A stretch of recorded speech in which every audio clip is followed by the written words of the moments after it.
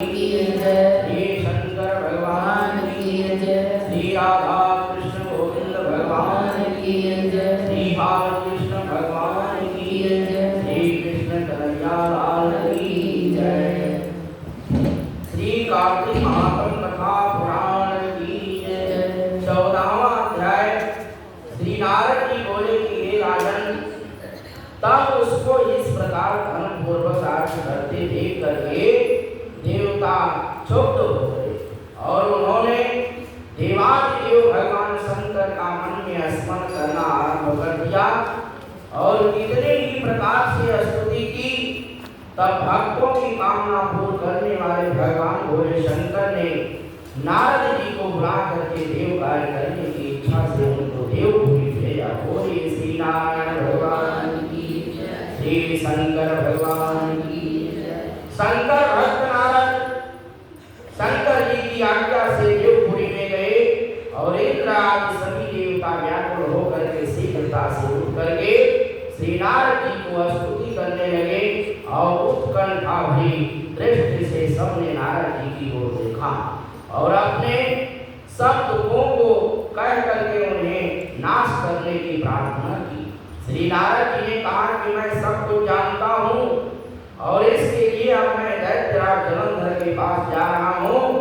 ऐसा कह करके और देवताओं को आश्वासित कर करके श्री नारद जी जलंधर की सभा में आए। बोले श्री नारायण भगवान की जय। जलंधर ने श्री नारद जी के चरणों की पूजा करके हंसते हुए कहा कि ब्राह्मण, कहिए आप कहाँ से आ रहे हैं और कहाँ कहाँ पर आपने क्या क्या देखा है या यहाँ कैसे आए हैं? मेरे योग्य जो सेवा हो उसके लिए आप आज्ञा कीजिए। बोले श्री शंकर भगवान की जय। जलंधर के इस प्रकार के वचन सुन करके श्री नारद जी प्रसन्न होकर के बोले कि हे दानवराज महाबुद्धिमान जलंधर, तुम धन्य हो, क्योंकि इस समय सब रत्नों के भोक्ता एक तुम ही हो। हे दैत्य श्रेष्ठ, अब आप मेरे आगमन का कारण सुनिए कि जिसके लिए मैं आज यहाँ आया हूँ। हे दैत्यराज, मैं स्वेच्छा से कैलाश पर्वत पर गया था और जहाँ 10,000 योजन के कल्प वृक्ष का वन है और वहाँ पर मैंने सैकड़ों कामधेनुओं को विचरते हुए देखा तथा यहाँ देखा कि वह वन चिंतामणि से प्रकाशित परम दिव्य अद्भुत और सर्व स्वर्णमय है और मैंने महापार्वती जी के साथ इष्ट शंकर जी को भी देखा। तो सर्वांग सुंदर गौर वर्ण त्रिनेत्र और मस्तक पर चंद्रमा धारण किए हुए यह देख करके मुझे बड़ा आश्चर्य हुआ कि इनके समान समृद्धशाली त्रिलोकी में कोई नहीं है। बोलिए श्री शंकर भगवान की जय। यह कि नहीं है हे दैत्य, उसी समय मुझे तुम्हारी समृद्ध का स्मरण हो आया और उसे देखने की इच्छा से मैं तुम्हारे पास चला आया। यह सुन करके जलंधर को बड़ा हर्ष हुआ और उसने श्री नारद जी को अपनी सब संपत्ति दिखला दी और उसे देख करके देवताओं का कार्य करने के इच्छुक शिव प्रेरित श्री नारद जी ने जलंधर की बड़ी प्रशंसा की और कहा कि निश्चय ही तुम त्रिलोकपति होने के योग्य थे और तुम्हारे लिए ऐसा होना कोई विचित्र बात नहीं है। मैं देखता हूँ कि और तो तुम्हारे पास सब कुछ है और किसी बात की कमी नहीं है। ऐरावत तुम्हारे पास है, उच्च शर्वा घोड़ा तुम्हारे पास है, कल्प वृक्ष और कुबेर की निधि तुम्हारे घर में है, मणियों और रत्नों की ढेर तुम्हारे यहाँ लगे हुए हैं, ब्रह्मा जी का हंस युक्त विमान भी तुम्हारे पास है और भूलोक पाताल लोक और पृथ्वी पर जितने भी रत्न आदि हैं वह सब तुम्हारे ही को हैं। मैं तुम्हारे इस प्रकार के सब रत्न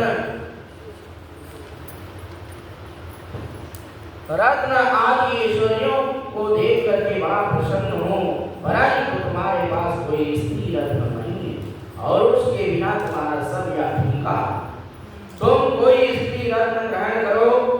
नारद जी के इस प्रकार के वचन सुनकर के दैत्य काम से व्याकुल हो गया और उसने श्री नारद जी को प्रणाम करते हुए पूछा कि ये स्त्री कहाँ मिलेगी। बोलिए श्री शंकर भगवान की जय। श्रीमन्नारायण नारायण नारायण भगवान नारायण नारायण नारायण प्रभु नारायण नारायण नारायण स्वामी नारायण नारायण नारायण कृष्ण नारायण नारायण नारायण गोविंद नारायण नारायण नारायण बोलिए श्री लक्ष्मी नारायण भगवान की जय, श्री शंकर भगवान की जय।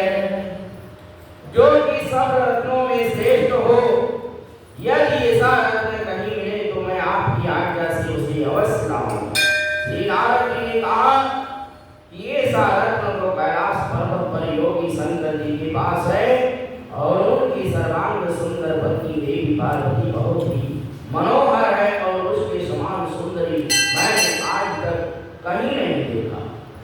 शंकर से बढ़कर के समुद्रमान दूसरा कोई नहीं है और उसके इस रत्न की महिमा तीनों लोक में कहीं पर भी नहीं है। तभी तो परम विरक्त आत्माराम शंकर भी उसके वश में हो गए।